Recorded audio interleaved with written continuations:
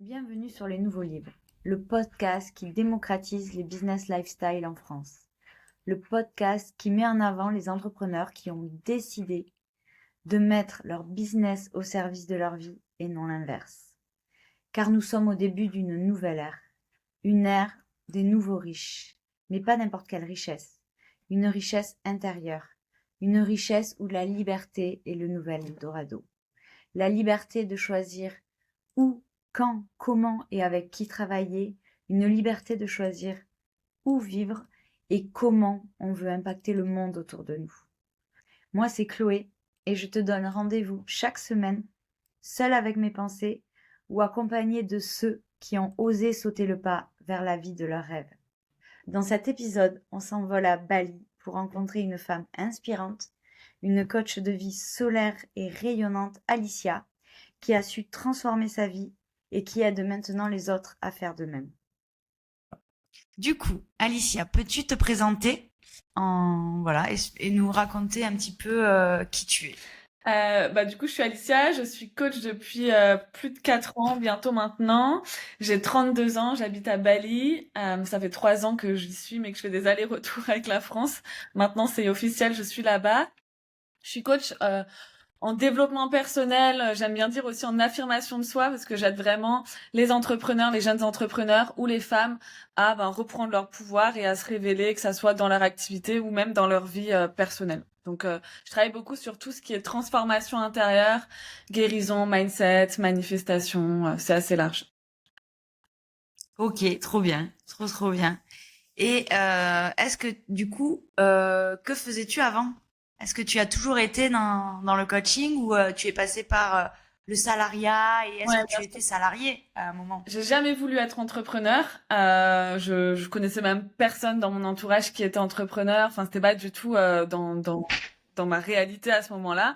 J'ai fait une licence RH, donc j'étais assistante RH pendant quelques années et j'étais pas du tout épanouie dans ce métier. Et suite à ce métier-là, c'est toutes ces années-là où j'ai fait de la thérapie, où j'ai commencé à faire un gros travail sur moi. Et suite à ça, j'ai été commerciale terrain.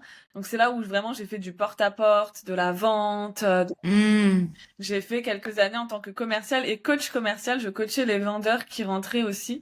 Donc là, il y avait déjà un côté très mindset, très neurosciences. Mais du coup, j'étais salariée à fond. Et pour moi, d'ailleurs, je me souviens à quel point c'était une de mes plus grandes fiertés d'avoir un CDI. Enfin, c'était le sommet de ce que je pouvais espérer dans ma vie, quoi. Enfin, donc voilà. Ouais, mais du coup, c'était quand même une partie de ta vie qui était cool. Du coup, t'as appris beaucoup la vente, Ouais, t'as dû pas mal apprendre à te prendre des refus et à gérer justement ouais. le côté dur du commercial, quoi. C'est de se En fait, je me prendre suis pas des, dirigée dans l'entrepreneuriat parce que j'ai voulu je me suis pas dirigée vers l'entrepreneuriat pour certaines choses. Vraiment, quand j'étais commerciale, j'étais plutôt épanouie dans ce que je faisais. Déjà, j'étais libre. Parce que je gérais mes horaires, mon emploi du temps, donc j'étais hyper libre. J'avais un très bon salaire, j'avais une voiture de fonction, je travaillais pas beaucoup, je travaillais genre 10-15 heures par semaine. Euh, je kiffais mon métier, j'étais très forte aussi dans ce que je faisais, donc j'étais bien. C'est juste que à un moment donné, j'avais beaucoup évolué moi personnellement, spirituellement ouais. dans ma vie perso, et je sentais du coup que ça manquait de sens et que j'avais envie d'avoir Hmm. plus d'impact au monde et de contribuer plus en fait. Et je sentais que tout ce que j'avais appris, tu sais, c'était comme c'est plus fort que moi, il faut que je le partage au monde. Il faut que si Ouais, ouais, moi ouais. j'ai transformé, il faut que les autres femmes puissent le faire. C'était vraiment un appel de cœur. C'était pas l'entrepreneuriat de base, tu vois. C'était vraiment l'envie d'aider les autres femmes, comme j'avais Oui, oui. moi changé. Oui, c'était pas en mode je veux être entrepreneur pour gagner ci, pour faire ça, ouais, ouais, ouais. Je vois. C'était envie d'aider comme en fait ce que t'as ressenti, t'avais envie que que tous les gens autour C'est de ça. toi le ressentent Ah, aussi. et j'étais persuadée qu'en faisant un truc par amour comme ça, en fait, ça pouvait que marcher. Tu vois, c'est comme une guidance. Je sentais que j'étais comme guidée par quelque chose qui me disait c'est là qu'il faut que t'ailles. Mais je connaissais rien à l'entrepreneuriat et j'ai appris l'entrepreneuriat sur le terrain, en fait. Tu vois. Ok, ok, ok. Et comment t'as fait ce switch en fait? Ça a pris combien de temps? Comment t'as commencé? Bah, j'ai Qu'est-ce que tu vendais au début? C'est quoi ta première offre par exemple? Ouais, ok, trop intéressant. J'ai déjà je me suis formée en 2000, j'ai commencé à me former en 2019, mais j'étais encore salariée dans ma boîte où j'étais commerciale, donc J'espère que mon patron n'écoutera jamais ce podcast, mais j'ai fait un arrêt à l'époque pour pouvoir, de 2 semaines, pour pouvoir aller faire une formation parce que j'avais plus de congé. Donc je commençais à me former, tu vois, à côté Hmm. de mon boulot de commercial. Et une fois que j'étais formée, je leur ai demandé une rupture conventionnelle pour pouvoir démarrer mon activité. Mais ils m'ont dit non. Donc en fait, au début, et c'était très bien comme ça parce qu'au final, j'ai pu Hmm. garder un salaire qui rentrait et commencer à développer mes réseaux sociaux, ma boîte, etc. Et en fait, au tout début, je me suis formée donc en PNL, en hypnose et tout. Au tout début, moi, mon rêve, c'était d'avoir un cabinet à Strasbourg. Donc, j'avais un petit cabinet que je partageais avec d'autres psy, etc., dans le centre-ville de Stras, et je vendais mes séances 50 euros. Donc, en fait, Ok. je gagnais pas du tout ma vie, tu vois. J'avais une nana qui venait par-ci, une nana qui venait par-là. Je kiffais un petit peu mon truc, mais c'était pas viable. Et du coup, j'ai commencé à créer aussi mon compte Instagram parce que de base, j'adorais les réseaux sociaux, mais pour moi, tu vois, je traînais. Hmm. Et donc, pareil, je vendais en ligne des séances à 50 euros. Et je me rappelle que ma première cliente, elle est venue pour un coaching sportif, rien à voir avec ce que je faisais, mais vu que le sport et l'alimentation, j'ai quand même accompagné. Hmm. Mais voilà, ça a démarré, j'ai vraiment démarré tout en bas de l'échelle, quoi. Enfin, et après, du coup, petit à petit, j'ai commencé à construire des offres un peu plus grosses. Tu vois, par exemple, mon premier accompagnement coûtait 495 euros. Et c'est là que j'ai Ok. commencé, au bout de quelques mois, à vendre plusieurs accompagnements comme ça par mois et à commencer à pouvoir me sortir des petits salaires. Ok. Et ça, c'est toujours en physique ou c'était les premières offres à 450 €, c'était en ligne? Ouais, Tu euh, t'accompagnais en visio ou en je physique à faisais ce les deux au moment-là? début. En fait, au début, Ok.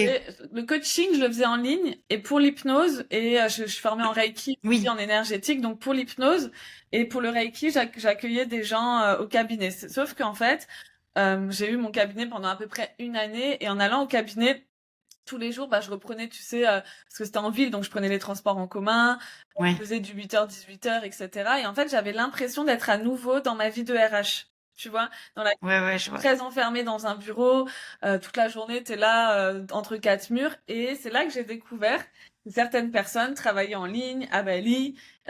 Pareil, je connaissais pas ce monde-là et je me suis dit, ah, mais en fait, il y a quand même, il y a quelque chose d'autre qui existe. Et c'est là que j'ai commencé, du coup, j'ai pris une coach business à l'époque pour m'aider à changer de fusil d'épaule et à passer du format comme j'avais là, un petit peu des petites offres et tout, à vraiment de l'high ticket et pouvoir partir travailler à Bali, quoi. Ok. Ok, ok. Donc ouais. Donc là, ça fait combien de temps que tu vas à Bali régulièrement? La première fois, c'était pas si, c'était en 2022, c'est en janvier 2022. Ok. Donc on y est allé, enfin j'y suis allée avec mon ex à l'époque parce que c'était un projet qu'on avait en commun. Donc, Ok. ça fait depuis 2022 que je fais des allers-retours. Parce qu'en moyenne, je restais 4 mois, je revenais, je repartais, je revenais. J'ai beaucoup de mal à vraiment faire la transition. Hmm. Ok.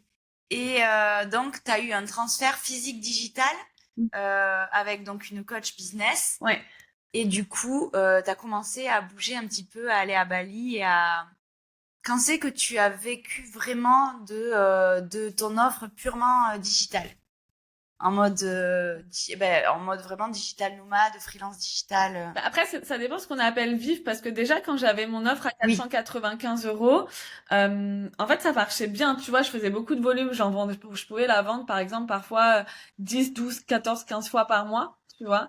oui, donc Donc, ça fait ça un faisait gros. quand même des revenus. Après, en vrai, faut pas oublier que quand tu payes toutes tes charges, ça t'enlève quand même pas mal de choses. Donc moi, je savais que je gagnais bien ma vie quand j'étais commerciale. Donc pour moi, j'avais un non négociable en termes de salaire. Tu vois, je savais, Hmm. je voulais gagner un plafond minimum.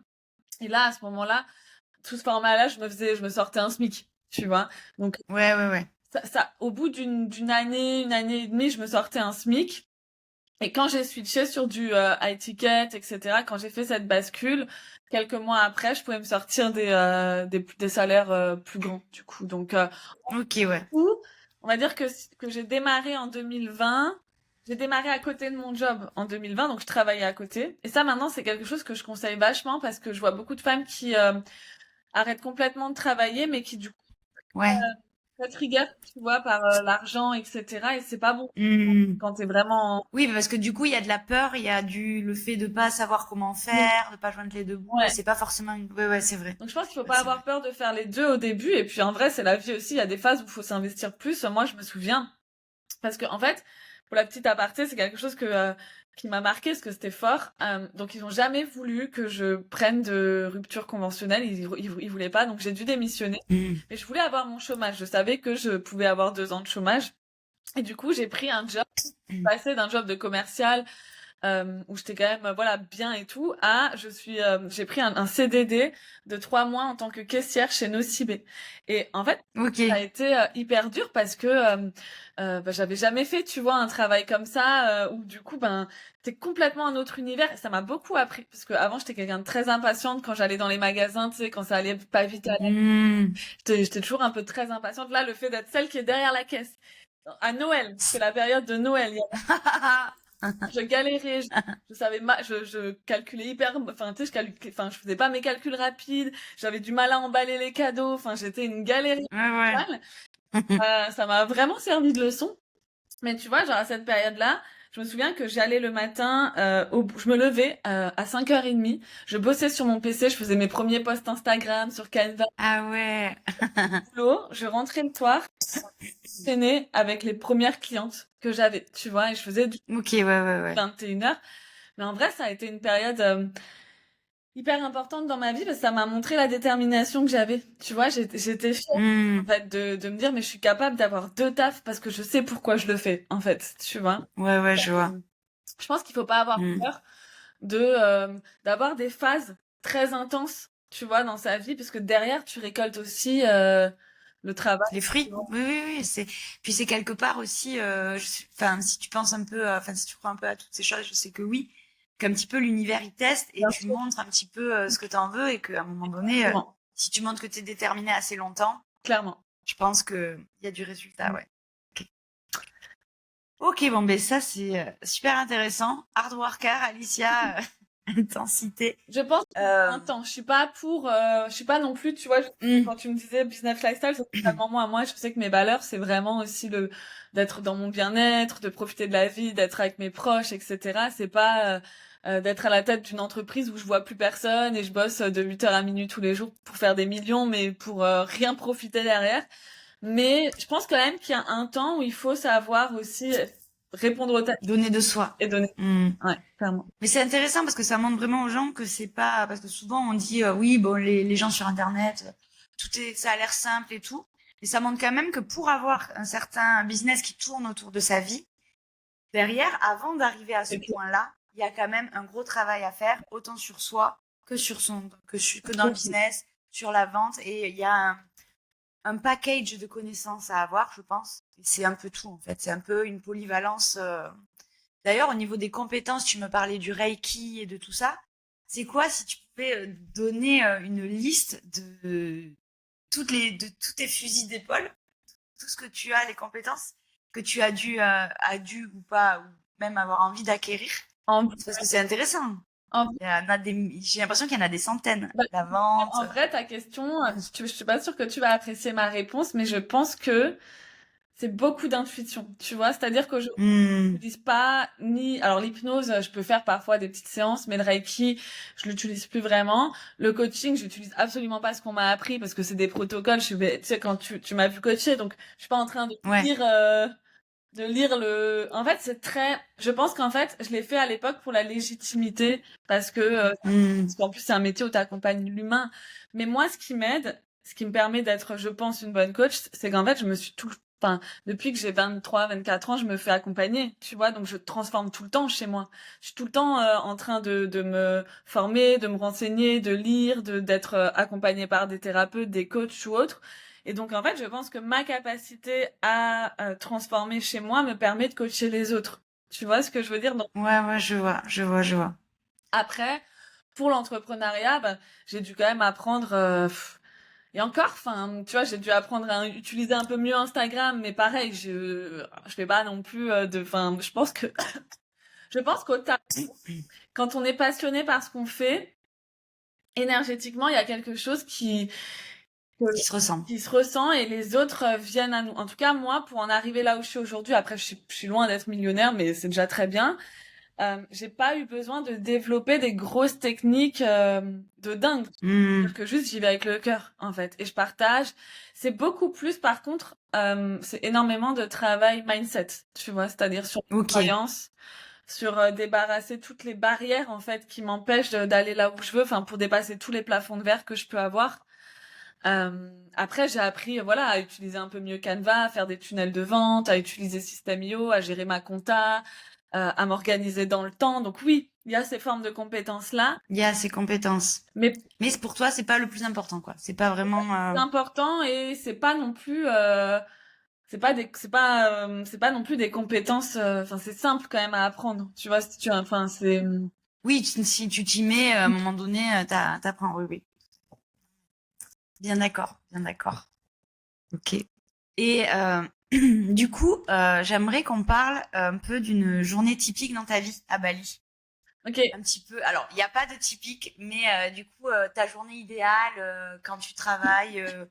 Alors, tu risques d'être déçu aussi, mais depuis toujours, je suis salariée, j'ai gardé un rythme. Depuis que je suis entrepreneur, j'ai gardé un rythme salarié quand même assez fort.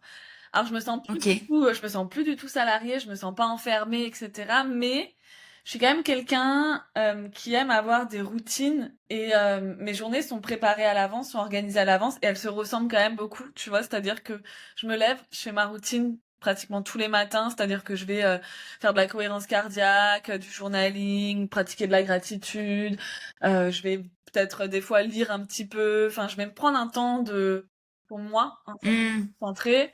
Je vais me préparer. En général, je vais bosser le matin. Souvent, c'est ça. Souvent, je bosse le matin de genre 9 heures à midi.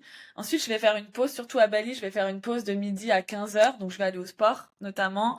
Hmm. Des copines, je vais aller à la piscine, à la plage, je vais me balader ou je vais chiller devant une série. Et ensuite, souvent, je reprends. Et pareil, à Bali, le soir, ici, ben, souvent, on sort parce que quand même, il fait beau. Donc, le soir, je vais dîner avec des copains. Soit je vais au sport si je suis pas allée à midi. Mais ça reste assez classique. Là, tu vois, depuis une semaine, vu que mon lancement est terminé, je tente une autre routine où je vais au sport le matin et je démarre un peu Ok. plus tard. Et ça me va pas. Donc, enfin, je sais Ok. Ouais, ouais. pas mon truc. Hmm. Donc, et pour garder un cadre, moi, je suis restée depuis le début quand même dans des horaires assez classiques parce que ça me permet d'avoir un Ok. cadre, en fait. Tu vois. Oui. Et Une structure un petit peu de boulot de 6 mètres et tout, parce que ça, c'est pas non plus. c'est ça, Bah, des fois, des fois, il y a pas l'envie, des fois, il y a pas forcément. c'est ça. Il y a des choses, par exemple, l'admin, enfin, c'est pas, l'envie ne viendra jamais pour Ouais. certaines personnes. Ça Après, ça peut m'arriver de me dire, ben tiens, je vais prendre des jours off en semaine parce que Hmm. j'ai des trucs à faire en perso et puis de bosser des fois le samedi ou le dimanche. Enfin, en fait, vu que j'ai cette liberté de savoir que je peux changer si je veux ou faire comme je veux, je ressens vachement moins finalement le besoin de pas bosser. De le faire. Tu vois, voilà, Hmm, je vois. exactement. Alors que quand j'étais Parce que le sentiment de liberté est super important, quoi, pour toi. exact. Et vu que je l'ai, ben enfin, je bosse avec plaisir. Tu vois, c'est très Hmm. parce que salarié, le nombre d'absences que j'avais quand j'étais par exemple en licence et que je faisais mon alternance, j'avais dans mon bulletin genre très bonne élève, jamais présente, mais parce qu'en fait, je me sentais très étriquée, tu vois, très enfermée et je me mettais facilement en arrêt quoi. Enfin, genre alors que là, Ouais, ouais, je travaille tout le temps, j'adore ça. Enfin, c'est après je fais ce que t'as trop. donc ça change tout aussi. C'est ça. Non, mais c'est super intéressant. J'aimerais bien, faudra qu'on fasse ton thème astral une fois. Avec plaisir. Si tu connais ton heure, parce que pour le coup, moi, dans mon accompagnement, là, au début, je fais beaucoup, je propose aux, aux personnes d'un peu de découvrir un peu quel métier digital peut leur correspondre. Trop bien. Et j'aimerais beaucoup travailler avec l'astro parce que quelqu'un qui est full vierge va être meilleur en rédaction SEO ou des petites choses analytiques, faire des sites web et tout. Quelqu'un qui va être Gémeaux Lion, qui est à l'aise à discuter, va beaucoup être plus à l'aise à gérer les réseaux sociaux d'une marque ou d'un restaurant ou Ok. répondre aux commentaires. Du coup, voilà, du coup, j'ai l'impression que chez toi, il y a quand même beaucoup de feu. Ouais. Il y a beaucoup de Sagittaire ou de, Tu l'as jamais fait? Non, Ok, bon, ouais. mais avec... Rendez-vous pris, on fera ça. Ok. Ok. Et du coup, on parlait justement de liberté. Euh, Si tu pouvais définir justement cette liberté et ce que le mot libre évoque pour toi, ouais. Quelques mots. Déjà, moi, une des bases, c'est de pouvoir gérer mon emploi du temps comme je veux. Tu vois, si j'ai un souci, de pouvoir ne pas travailler à ce moment-là et prendre ma demi-journée. Enfin, c'est vraiment ce truc de pouvoir gérer mes horaires, comme je veux. C'est d'avoir de compte à rendre à personne aussi, franchement, c'est Ouais, super important ouais, ouais. pour moi. Et après, maintenant, je me suis découvert. Alors, je suis pas nomade, c'est-à-dire que je suis pas une voyageuse qui passe sa vie à droite à gauche. J'adore avoir un chez moi et avoir comment on dit, un pied-à-terre. Par contre, Ouais. j'adore le fait de pouvoir travailler de partout. Tu vois, quand je travaille à l'aéroport, je suis en kiff. Quand je travaille dans le train, je suis en kiff. Le fait de pouvoir emmener mon PC quand je pars à droite à gauche, j'adore ça aussi. Le fait, tu vois, là, de pouvoir jongler entre la France et Bali et de pouvoir bosser, que je sois là-bas ou ici. Vraiment, ça, c'est une liberté qui est folle. Enfin, Liberté ouais. géographique et temporelle, quoi. Ouais, en fait, c'est vraiment. Et après, pas Ok, ok. forcément en mode nomade, tu vois, parce que je suis très bien à Bali et je me vois pas du tout faire. Je veux voyager, bien sûr, j'adore voyager, mais je me vois pas passer 3 mois là, 3 mois là, 3 mois là, 3 mois là. Ouais, ouais, ouais. Bah parce que c'est une organisation, c'est un temps, comment on dit, une charge mentale quelque Ah part quand ouais. même de voyager, d'organiser et tout, et que tu peux pas mettre ailleurs. Tu peux pas. Non, et moi, les routines sont C'était. importantes pour moi, tu vois, le Ok. sport, mes potes, mes habitudes, en fait. Et j'ai pas envie à chaque fois de devoir tout recréer. Ouais, ouais, ouais, je vois. Donc, Et si tu avais un conseil à donner à quelqu'un qui nous écoute et qui souhaite justement devenir plus libre et devenir indépendant. Si tu avais deux, trois conseils pour commencer, quelqu'un qui est dans le salariat et qui se dit mais mince, moi aussi je veux être libre. je pense qu'il faut, premier conseil que je donnerais, c'est peut-être d'être à l'écoute de ce qui se passe à l'intérieur de soi et de ce que cette personne pourrait potentiellement partager au monde. Tu vois, je pense qu'en fait, on peut monétiser énormément de choses et qu'on s'en rend pas forcément compte parce qu'on a nos barrières. Enfin, jamais t'aurais dit à la petite RH que j'étais il y a 8 ans qu'un jour je serais coach en ligne et que je vivais à Bali. Impossible. Hmm. Donc, je pense qu'il faut vraiment oser déjà introspecter, tu vois, apprendre à se connaître, à voir ce qui se passe à l'intérieur de nous, ne pas hésiter à se faire accompagner par quelqu'un pour qu'il nous pose les bonnes questions et calmer le mental. En fait, je pense que la première des choses qui a changé ma vie, c'est de calmer le mental. Tu vois, Ok. quand t'es trop en pilote automatique, oh, t'entends? Il y a eu un bruit. Oui, il y a une moto dans la rue. Ok. Quand t'es trop en pilote automatique dans le salariat, genre métro boulot dodo, la tête dans le guidon, tu peux pas avoir accès à qu'est-ce que je pourrais faire en fait d'autre pour réaliser une vie différente. Et je pense qu'une des premières choses, c'est de sortir un peu de ça, tu vois, de prendre du recul avec ça. Moi, je sais que ce qui m'a aidé à l'époque, c'était justement c'est là où j'ai commencé à avoir une routine matinale. Pas parce que ça faisait stylé sur Insta, mais parce qu'en fait, avant, je me levais, je m'habillais, je prenais mon petit déj limite des fois dans la voiture, tu vois. Enfin, Ouais, ouais, ouais. le spi, enfin tout était speed et du coup, j'avais pas le temps de réfléchir à autre chose. Et le fait en fait de prendre une demi-heure, trois quarts d'heure le matin avant finalement de démarrer ma journée. C'est là où j'ai commencé, tu sais, à écrire, à faire de la visualisation, à pratiquer plein de choses et en fait à rentrer en moi, quoi. Tu vois, à voir ce qui se passait à l'intérieur de moi. Et je pense que c'est dans ces moments-là qu'on accède aussi à des réponses beaucoup plus intuitives et qu'on commence à être guidé, en fait, quand ça se calme au niveau du mental et qu'on Hmm. le cœur, tu vois. Donc, ça, c'est important. Ensuite, je pense que c'est important, effectivement, de voir ce qu'on pourrait potentiellement apporter au monde et comment on pourrait le monétiser, même si aujourd'hui, ça nous semble improbable. Parfois, aujourd'hui, il y a plein de gens qui monétisent tout et n'importe quoi, finalement. Tu vois? Ah ben oui, oui, oui. C'est là j'ai un Thibaut, mon copain, il a un ami qui était consultant informatique et là qui a complètement changé de vie et il vend un accompagnement pour aider les gens à arrêter la weed. Bah oui. C'est super niché et en fait ça marche de ouf parce que c'est vraiment une problématique. Il y a des gens qui ont besoin de se faire accompagner lui, c'est un truc qui lui a pris des années, c'était difficile pendant des années, et il monétise ça et ça marche super. Mais Et ça a démarré d'un coup. en fait, je pense que les gens se comparent beaucoup, tu vois. Par exemple, moi, je connais j'ai des clientes qui sont super douées, par exemple en bricot, tu vois, en déco ou autre. Et elles me disent, oui, mais il y a nanana déjà qui existe, oui, mais il y a déjà ça, oui, mais il y a déjà Ouais, ça. Et moi, je suis convaincue que vraiment, si tu t'en donnes les moyens, alors c'est un taf incroyable en termes de mindset, de dépasser ses plafonds de verre, d'évoluer, de grandir et tout, certes, mais je suis convaincue que chacune a ça. On peut toutes prendre notre place, tu vois. Enfin, je pense qu'il y a de la place pour tout le monde. Je pense juste que c'est pas facile, effectivement. Mais je suis convaincue qu'il y a de la place pour tout le monde. Et si je m'étais comparée à Tony Robbins, David Laroche, oui, j'ai oui, rien fait non plus, tu vois. Enfin, c'est sûr, c'est sûr. je pense à chacune à son échelle, on a quelque chose à apporter. Tu vois, et ça, j'en suis vraiment convaincue. Mm. Je suis totalement d'accord, ouais. Je suis totalement d'accord. Je pense que on est tous uniques et singuliers, autant que tous pareils. En fait, c'est exactement, on est autant différents que pareils. Exact. Tu vois, c'est un peu les deux extrêmes. Ouais. Et on a tous quelque chose à apporter. Après, c'est aider les gens enfin, je pense que trouver sa zone de génie, c'est un travail. Voilà, c'est Ouais. on peut Ouais.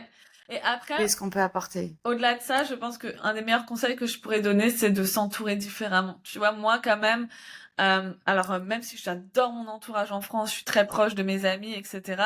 Bah, il y a quand même une atmosphère en France où les gens sont, tous mes potes sont salariés, on vit le quotidien, Ouais, on paye nos factures, et en fait, quand je suis trop dans cet environnement-là, je doute. Ça m'est arrivé à plusieurs reprises de douter, en fait, ouais, tu vois, de ma vision, de ma grande vision, de est-ce que je suis normale, tu vois, pourquoi je suis pas comme eux, pourquoi je rêve d'autres choses. Et ce qui m'aide beaucoup, en fait, c'est de m'entourer de gens qui soient de coachs, de mentors, ou là, notamment à Bali, c'est que des gens qui rêvent encore plus grand que moi, tu vois, et qui vivent. ouais, ouais, ouais. Moi, Mm, ça me montre que c'est possible. Et je pense que l'environnement, franchement, je m'en rendais pas compte au début. mm. Et c'est quelque chose que j'ai mis du temps à accepter aussi. Mais je pense que c'est extrêmement important. Tu vois, ça veut pas dire qu'il faut arrêter pour moi de parler à ses amis, Oui, mais qu'il faut ouvrir le champ. Tu vois. ouais, ouais, ouais. Mais la citation, c'est on est les 5 personnes qu'on côtoie le plus, hein. Ouais, Donc c'est vraiment. Et maintenant, je dirais même plus, on est les contenus qu'on consomme aussi. c'est clair. Donc Je suis d'accord. aussi, est-ce que tu penses que justement, il faut pas aussi couper des fois les actualités ou couper certains contenus un peu anxiogènes Moi, je et consomme plus rien de tout ça. Clairement, ça fait hmm, partie de mon ok, process. C'est pareil, c'est des choses sur lesquelles j'ai cheminé, mais oui, je regarde plus la télé. De toute façon, à Bali, il y a pas de télé, donc enfin, j'ai pas la télé. Mais c'est horrible quand je rentre en France et qu'il y a les infos qui sont là. J'étais chez mes parents un petit peu cet été. Les infos, j'étais là, waouh, ça m'a créé, mais même moi, hein, ça m'impacte encore. En fait, ouais, c'est pas que ça me touche ce qui se passe, c'est que tu sens l'anxiété, tu vois, tu ressens l'atmosphère et ça crée de l'angoisse, en fait. Donc, ouais, ouais, ouais, c'est polluant. Et moi, je suis persuadée qu'en fait, tu vois, je le vois, par exemple, je travaille avec, je suis amie avec d'autres coachs. Et tu vois, parfois, elles me disent, oui, mais les gens ont pas d'argent, mais les gens sont mal, mais les gens sont angoissés.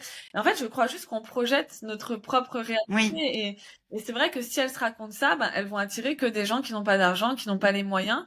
Quand j'étais en France, là, au mois de juin, ben, je me suis remis là-dedans, parce qu'il y avait les élections, il y avait plein de trucs, et j'ai commencé à ouais, flipper, et j'ai fait un mois catastrophique. ok, Après, ouais. je me suis remis. Ça c'est Je le sais parce que je me connais et que c'est pas la première fois que je fais tu vois, comme ça. ouais. Et après, je me suis dit, ok, Alicia, qu'est-ce que t'as envie de te raconter? Et là, tu vois, à Bali, à aucun moment je me raconte ça, mais genre pas une seule seconde, parce que j'y pense même pas, vu que je suis pas dans cette atmosphère-là. C'est complètement, et pourtant, mes clients sont en France, donc, tu vois. Hmm, Je pense qu'il faut faire ouais, ouais, attention à ce qu'on se raconte, et pour ça, le contenu qu'on consomme, extrêmement important, et l'entourage, extrêmement important. Très clairement. Il faut ok. se nourrir de choses qui nous inspirent, tu vois, de podcasts, de vidéos YouTube, de livres. Faut se nourrir au quotidien de tout ça, en fait. Hmm, ouais, ouais, ouais. Je suis complètement d'accord. Moi, ça a un peu changé ma vie d'arrêter. Il y a 2 ans, j'ai arrêté de regarder les infos, la télé et tout ça, le quotidien. Enfin, je regardais avec Yann Barthès, tous ces Ouais. trucs. Et en fait, j'ai arrêté d'être anxieuse juste en arrêtant ça. Mais Ouais. oui, parce qu'en fait, ça te plante des petites graines tout le temps. tu vois. Enfin, C'est ça. et c'est ce qu'ils veulent. Donc choisir les graines. Ouais. Il faut choisir les graines. Exactement. Et c'est ce qu'ils veulent. Oui, oui. Après, il y a vraiment maintenir les. Comment tu fais travailler les gens sinon? Ouais. Si tout le monde. Si tout le monde est éveillé, ça, quoi. c'est clair. Donc, Mais on a intérêt à ce qu'on soit pas éveillé, tu vois. Enfin. Et du coup, qu'est-ce que tu penses de la spiritualité, de tout ça, Est-ce que tu te considères comme quelqu'un de spirituel? Oui, totalement. Alors, il y a spirituel et spirituel. Si tu viens à Bali, il y a du spirituel. High level. Je ne considère pas spirituel high level. Par contre, je nourris ça chez moi tous les jours. C'est-à-dire que j'ai cette sensation constamment d'être guidée, d'être connectée à plus grand que moi. Tu vois, je crois en l'univers, en Dieu. Enfin, je sais pas, tu vois, en cette force qui est plus grande que moi. Ça, c'est sûr et certain. Dans ma façon de réfléchir aussi, à chaque fois qu'il va m'arriver quelque chose, une épreuve, je vais essayer de de comprendre le sens, tu vois. Donc c'est ma façon de penser qui est aussi beaucoup plus spirituelle, dans le sens où je sens que tout a un sens, tu vois, tout est juste et tout. Et après, je vais vraiment au quotidien prendre le temps de me connecter à tout ça, à moi, à mon âme aussi, tu vois, mais à ce qui se passe à l'intérieur de moi. Je vais le nourrir à travers des pratiques aussi, des rituels, des méditations, des breathwork. Donc, tu vois, je suis très ouverte à tout ça. Mais moi, c'est plus de la spiritualité, genre, c'est ce que j'incarne, en fait. C'est pas, je sais pas comment expliquer, c'est pas quelque chose de très poussé non plus. Mais, moi, oui. Tu le ressens, c'est du ressenti et de la vie quotidienne. C'est ça. Totalement. Ouais. Trop cool.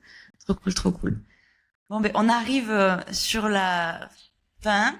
Comment est-ce que tu vois, grande vision, comment tu vois ton activité évoluer sur les prochains mois, dans un an, dans 10 ans? Enfin, est-ce que tu as des grandes visions pour ça? J'ai fait beaucoup de coaching one-one pendant les 4 premières années parce que c'était vraiment, c'est ce que j'aime, c'est ma zone de génie. Mais là, je sens que j'ai vraiment envie d'impacter plus de monde, donc je commence à passer sur beaucoup plus de groupes parce que j'ai envie de transmettre, tu vois, mes connaissances à plus de femmes. Donc ça, déjà, c'est plus du skylage de mon activité. Ouais. Mais à côté de ça, j'ai très envie de commencer à développer des choses à Bali aussi, tu vois, des immersions, des cercles de femmes, Ok.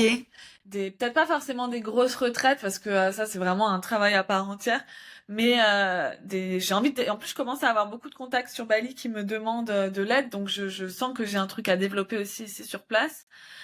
J'ai envie d'écrire des livres, ça fait très longtemps, j'avais déjà démarré mon premier. Trop bien. Mais c'est là je procrastine là-dessus parce que je pense que c'est pas forcément ma priorité, tu vois, ma priorité c'est pas de poser les fondations, etc. Mais par contre, je sais que je vais écrire un livre dans les prochaines années, là, mais assez rapidement, avant mes 35 ans, sûr. Trop bien, il me tarde. J'ai envie. Je le lirai. J'adorerais faire des conférences, mais j'ai une grosse trouille de parler en public. Genre, vraiment, Ok. je suis très à l'aise comme ça dans la vie de tous les jours. Mais le fait de me foutre devant des gens qui me regardent, je suis en PLS. Donc, Ok.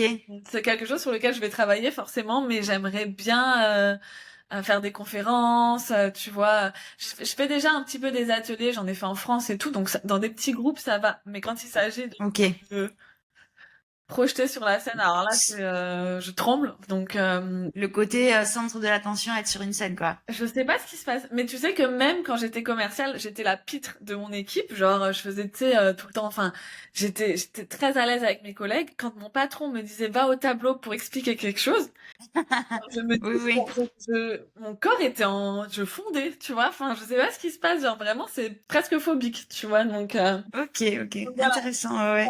J'aimerais vraiment faire des conférences, des choses comme ça par la suite. Et puis après, continuer à être plus visible aussi sur les réseaux, créer des formations en ligne. Enfin, je laisse aussi venir ce qui vient. Tu vois, par exemple, demain, si, admettons, dans ma vie de couple, j'ai plein d'apprentissages, plein d'enseignements, c'est sûr que je sortirai un programme sur le couple. En fait, je sors des programmes aussi en fonction de moi, de mon évolution, de ce que je transforme. De ce que tu vis, tu te laisses... Ouais. Une fois que c'est incarné, transformé et accepté, j'ai envie de le transmettre, forcément. Tu vois. Donc, ok. je pense qu'en vrai, le chemin s'arrête jamais vraiment. C'est vrai. Non, mais trop cool. Ok, bon, mais super. En tout cas, si tu sors un livre, je serai la première à le lire. Merci. Et si tu avais, on va terminer sur, si tu avais trois livres à conseiller, Ok. trois petits livres qui toi t'ont marqué, Euh, lesquels ce seraient?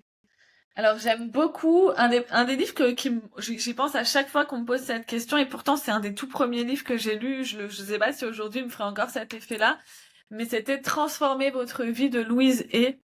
En fait, c'est un livre Ok, sur l'amour de soi. Moi, je pense que vraiment un de mes points centraux, c'est vraiment l'amour de soi, en fait, parce que je pense que c'est ça qui nous permet de nous révéler. Donc ce livre-là est très puissant. Enfin, en tout cas, moi, il m'a beaucoup aidé. J'ai beaucoup de prise de conscience à l'époque. J'aime beaucoup le livre Pouvoir illimité aussi de Tony Robbins. ok, ok, ok. Qu'est-ce que je pourrais dire aussi? J'aime beaucoup le livre Le Secret, tu vois, de la loi de l'attraction. Donc tout ce qui tourne un peu autour de la loi de l'attraction. Après, j'en lis énormément. Donc est-ce que là, en ce moment, je lis un livre...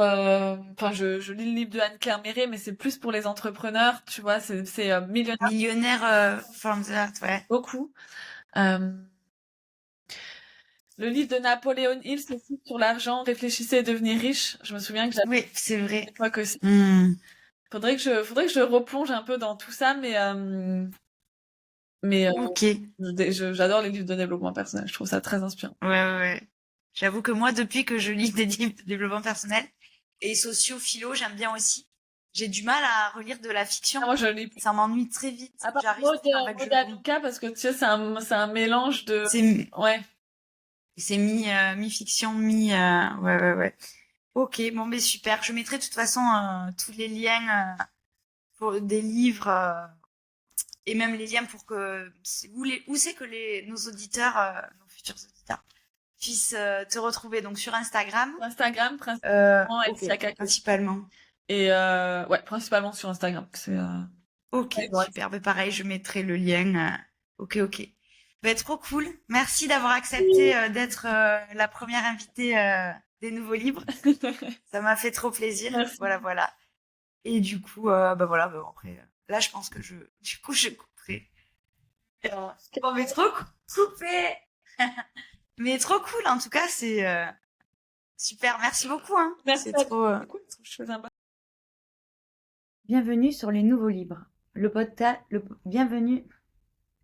Dès que je suis filmée, ça ne va pas. Bon, c'est pas grave. Bienvenue sur les nouveaux livres.